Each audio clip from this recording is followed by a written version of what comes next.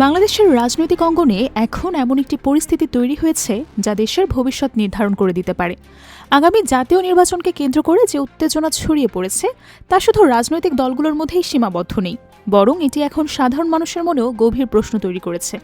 সবচেয়ে বড় প্রশ্ন যেটি এখন সকলের মুখে মুখে সেটি হলো, আগামী নির্বাচনের ফলাফল কি আসলে আগে থেকে নির্ধারিত হয়ে গেছে? এই প্রশ্নের উত্তর খুঁজতে গিয়ে যে চিত্র উঠে এসেছে তা সত্যি উদ্বেগজনক এবং একই সাথে রহস্যময়।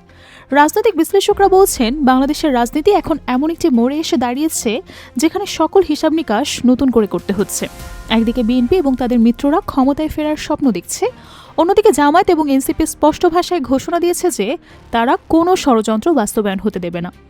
এই দুই পক্ষের মধ্যে যে টানাপোড়েন চলছে তা আগামী দিনগুলোতে আরও তীব্র হতে পারে বলে অনেকেই মনে করছেন। সম্প্রতি এনসিপির অন্যতম নেতা আসিফ মাহমুদ যে বক্তব্য দিয়েছেন তাতে রাজনৈতিক মহলে তীব্র আলোড়ন সৃষ্টি হয়েছে। তিনি সরাসরি অভিযোগ করেছেন যে প্রশাসনের একটি অংশ ইতোমধ্যে একটি নির্দিষ্ট রাজনৈতিক দলের পক্ষে কাজ করছে। তার মতে সরকারি কর্মকর্তা এবং গোয়েন্দা সংস্থার প্রধানরা একটি নির্দিষ্ট পার্টি অফিসের দিকে মুখ ঘুরিয়ে দিয়েছেন। এই অভিযোগ যদি সত্যি হয় তাহলে আগামী নির্বাচন কতটা সুষ্ঠু হবে সেই প্রশ্ন স্বাভাবিকভাবেই উঠে আসে। আসিফ মাহমুদ তার বক্তব্যে বলেছেন যে বাংলাদেশের সবসময় দেখা গেছে প্রশাসনের একটি অংশ ক্ষমতাসীনদের প্রতি ঝুঁকে পড়ে, কিন্তু এবার যা ঘটছে তা সম্পূর্ণ ভিন্ন। এবার ক্ষমতাসীন হওয়ার আগেই এবং জনরায় প্রকাশিত হওয়ার আগেই প্রশাসনের এই ধরনের আচরণ তারা কোনোভাবেই মেনে নেবে না বলে স্পষ্ট জানিয়ে দিয়েছেন। তার এই বক্তব্য থেকে বোঝা যায় যে রাজনৈতিক পরিস্থিতি কতটা উত্তপ্ত হয়ে উঠেছে। এই পরিস্থিতি বুঝতে হলে আমাদের একটু পেছনে ফিরে তাকাতে হবে। গত বছরের জুলাই আগস্টে যে গণ আন্দোলন হয়েছিল সে আন্দোলনের মূল শক্তি কারা ছিল তা এখন সকলেরই জানা। সে সময় শিবির, জামাত এবং এনসিপির ছেলেরা মিলে যে অসম্ভবকে সম্ভব করেছিল তা ইতিহাসে স্মরণীয় হয়ে থাকবে। সে সময় হাসিনা সরকারের পক্ষে পুলিশ ছিল, র্যাব ছিল, ডিজিএফআই ছিল, এনএসআই ছিল, বিজিবি ছিল, এমনকি আন্তর্জাতিক পরিসরেও ভারত, চীন, রাশিয়া সকলের সমর্থন ছিল হাসিনার পক্ষে। যুক্তরাষ্ট্র নীরব সমর্থন দিয়েছিল বলে অনেকেই মনে করেন, কিন্তু এত কিছুর পরও সাধারণ মানুষের শক্তির কাছে সব পরিকল্পনা ব্যর্থ হয়ে যায়। সেই সময়ের কথা মনে করলে দেখা যায় হাসিনার শেষের দিকে শিবিরকে সন্দেহ করে নিষিদ্ধ করার চেষ্টা করেছিলেন। তিনি মনে করেছিলেন আন্দোলনের পেছনে জামায়াত শিবির রয়েছে, কিন্তু তিনি বুঝতে পারেননি যে আসল পরিকল্পনাকারী কারা ছিল। যাদেরকে তিনি ধরেছিলেন তারা আসলে মূল পরিকল্পনার সাথে জড়িত ছিল না, আর যারা আসলে মূল পরিকল্পনায় ছিল তাদের ধরতে তিনি সম্পূর্ণ ব্যর্থ হয়েছিলেন। এই কৌশলগত বুদ্ধিমত্তা প্রমাণ করে যে এই তরুণরা কতটা সক্ষম এবং কতটা পরিকল্পিতভাবে তারা কাজ করতে পারে। এখন প্রশ্ন হলো, সেই একই শক্তি কি আবারও সক্রিয় হতে পারে? আসিফ মাহমুদ তার বক্তব্যে স্পষ্ট করে বলেছেন যে কোনো ষড়যন্ত্র, কোনো পরিকল্পনা বাস্তবায়ন হতে দেওয়া হবে না, সব ষড়যন্ত্র ব্যর্থ করে দেওয়া হবে। এই ঘোষণা শুধু কথার কথা নয় বলে মনে করছেন অনেকেই, কারণ যারা একবার সারা পৃথিবীর পরিকল্পনা ব্যর্থ করে দিয়েছে তাদের পক্ষে আবারও একই কাজ করা অসম্ভব কিছু না। তবে এই পরিস্থিতিতে বিএনপির ভূমিকা কি হবে সেটাও একটা বড় প্রশ্ন। তারেক রহমান সম্প্রতি দেশে ফিরে এসেছেন দীর্ঘদিন বিদেশে থাকার পর। তার আগমনকে কেন্দ্র করে বিএনপির সমর্থকদের মধ্যে ব্যাপক উৎসাহ দেখা গেছে, কিন্তু আসিফ মাহমুদ তার বক্তব্যে তারেক রহমানকে নিয়ে বেশ কড়া মন্তব্য করেছেন। তিনি বলেছেন, তারেক রহমান সারা জীবন অনলাইনে রাজনীতি করেছেন, তাকে তিনি কন্টেন্ট ক্রিয়েটর, পলিটিশিয়ান বলে আখ্যায়িত করেছেন। একই ধরনের মন্তব্য থেকে বোঝা যায় জামায়াত, এনসিপি এবং বিএনপির মধ্যে সম্পর্ক কতটা তিক্ত হয়ে উঠেছে।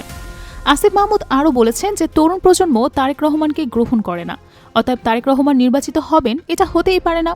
এই বক্তব্য থেকে স্পষ্ট যে তারা বিএনপির ক্ষমতায় আসার বিরোধিতা করছেন। তবে প্রশ্ন হলো, জনগণ আসলে কাকে সমর্থন করে সেটা নির্বাচনের মাধ্যমে প্রমাণিত হওয়ার আগেই এ ধরনের দাবি করা কতটা যুক্তিসঙ্গত। এই প্রসঙ্গে জগন্নাথ বিশ্ববিদ্যালয়ের ছাত্র সংসদ নির্বাচনের কথা উল্লেখ করা যেতে পারে। সে নির্বাচনে ছাত্রদলের বিরুদ্ধে অনিয়মের অভিযোগ উঠেছে। আসিফ মাহমুদ বলেছেন, এই অনিয়ম প্রমাণ করে যে বিএনপি এবং তার ছাত্র সংগঠনের আত্মবিশ্বাসের অভাব রয়েছে। তার মতে যদি তাদের কনফিডেন্স থাকতো তাহলে তারা কারচুপির আশ্রয় নিত না।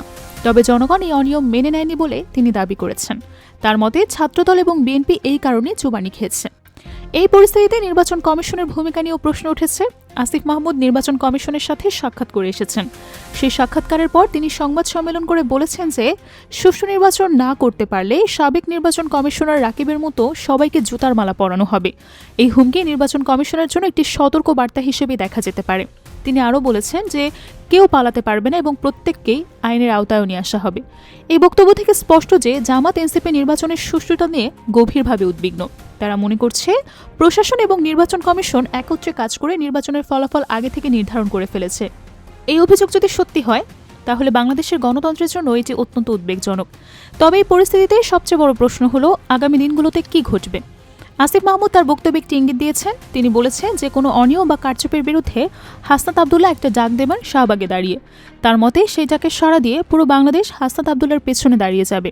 এই ঘোষণা থেকে বোঝা যায় যে তারা প্রয়োজনে আবারও রাস্তায় নামতে প্রস্তুত। হাসনাত আবদুল্লাহ গত বছরের আন্দোলনের অন্যতম মুখ ছিলেন। তার ডাকে সাড়া দিয়ে লক্ষ লক্ষ মানুষ রাস্তায় নেমে এসেছিল। সেই স্মৃতি এখনও মানুষের মনে তাজা রয়েছে। অতএব তার ডাকে আবারও মানুষ রাস্তায় নামবে এই আশঙ্কা একেবারে অমূলক নয়। এই পরিস্থিতি যদি সত্যিই তৈরি হয় তাহলে বাংলাদেশ আবারও একটি অস্থির সময়ের মধ্যেই পড়তে পারে। এই প্রসঙ্গে বলা যায় যে বাংলাদেশের রাজনীতি এখন একটি ত্রিমুখী লড়াই চলছে। একদিকে বিএনপি এবং তাদের মিত্ররা ক্ষমতায় ফেরার চেষ্টা করছে, অন্যদিকে জামায়াত এনসিপি তাদের অবস্থান শক্ত করার চেষ্টা করছে, আর তৃতীয় পক্ষ হলো প্রশাসন, যাদের ভূমিকা নিয়ে প্রশ্ন উঠেছে। এই তিন পক্ষের মধ্যে যে টানাপোড়েন চলছে তা আগামী নির্বাচনের ফলাফলকে প্রভাবিত করতে পারে। আসিফ মাহমুদ তার বক্তব্যে আরও একটি গুরুত্বপূর্ণ বিষয় উল্লেখ করেছেন। তিনি বলেছেন যে যারা গুলশানকে কেবলা বানিয়েছে তাদের পরিণতি হবে সে একই যারা কেবলা ছিল গণভবন, বঙ্গবন্ধু এভিনিউ, ধানমন্ডি। এই কথা থেকে বোঝা যায় তিনি বিএনপির গুলশান অফিসের প্রতি ইঙ্গিত করেছেন। তার মতে প্রশাসনের কর্মকর্তারা এখন সে অফিসের দিকে ঝুঁকে পড়েছে, যেভাবে তারা আগে আওয়ামী লীগের দিকে ঝুঁকে পড়েছিল। এই অভিযোগটা যদি সত্যি হয় তাহলে প্রশ্ন, কেন প্রশাসন এইভাবে কাজ করছে? এর পেছনে কি কোনো নির্দেশনা রয়েছে, নাকি তারা নিজেরাই সিদ্ধান্ত নিয়েছে? এই প্রশ্নের উত্তর এখনও অজানা। তবে আসিফ মাহমুদ স্পষ্ট করে বলেছেন যে যারা এভাবে কাজ করছে তারা সরকারি চাকরির বিধিমালা লঙ্ঘন করেছে। তিনি সরকার এবং নির্বাচন কমিশনকে এই বিষয়ে পদক্ষেপ নেওয়ার আহ্বান জানিয়েছেন। এই পরিস্থিতিতে সাধারণ মানুষের মনে একটি প্রশ্ন জাগছে, তা হলো তাদের ভোটের মূল্য কতটা থাকবে। আসিফ মাহমুদ বলেছেন যে বাংলাদেশে মানুষের ভোটাধিকার প্রয়োগের উৎসাহে ভাটা পড়েছে। তার মতে এর কারণ হলো সবাই ধরে নিয়েছে বিএনপি ক্ষমতায় যাবে। এ ধারণা যদি সত্যি মানুষের মনে বদ্ধমূল হয়ে গিয়ে থাকে তাহলে নির্বাচনে ভোটারদের অংশগ্রহণটা কম হতে পারে। এটি গণতন্ত্রের জন্য একটি বড় হুমকি। তবে পরিস্থিতি সম্পূর্ণ একতরফা নয়। বিএনপি এবং তাদের সমর্থকরা বলছেন যে তারেক রহমানের দেশে ফেরা জনগণের মধ্যে ব্যাপক উৎসাহ তৈরি করেছে। তাদের মতে আগামী নির্বাচনে তারা জনগণের সমর্থন পাবে এবং গণতান্ত্রিক উপায়ে ক্ষমতায় আসবে। তারা আসিফ মাহমুদ এবং জামায়াত এনসিপির অভিযোগ প্রত্যাখ্যান করেছে। এই দুই পক্ষের বক্তব্য থেকে স্পষ্ট যে আগামী নির্বাচন হবে অত্যন্ত প্রতিদ্বন্দ্বিতামূলক। তবে প্রশ্ন হলো, এই প্রতিদ্বন্দ্বিতা কি সুষ্ঠু পরিবেশে হবে নাকি সহিংসতার দিকে মোড় নেবে? আসিফ মাহমুদ এবং অন্যান্য এনসিপি নেতারা যে ধরনের বক্তব্য দিচ্ছেন তা থেকে মনে হয় তারা প্রয়োজনে কঠোর পদক্ষেপ নিতেও প্রস্তুত। এই প্রসঙ্গে উল্লেখ করা যায় যে গত বছরের আন্দোলনের সময় কি ঘটেছিল। সে সময় সারা দেশে যে সহিংসতা হয়েছিল তাতে অনেক মানুষ প্রাণ হারিয়েছিল। সেই স্মৃতি এখনও মানুষের মনে তাজা রয়েছে। অতএব কেউই চায় না যে আবারও সেই ধরনের পরিস্থিতি তৈরি হোক, কিন্তু রাজনৈতিক নেতাদের বক্তব্য থেকে মনে হয় পরিস্থিতি সেই দিকেই যেতে পারে।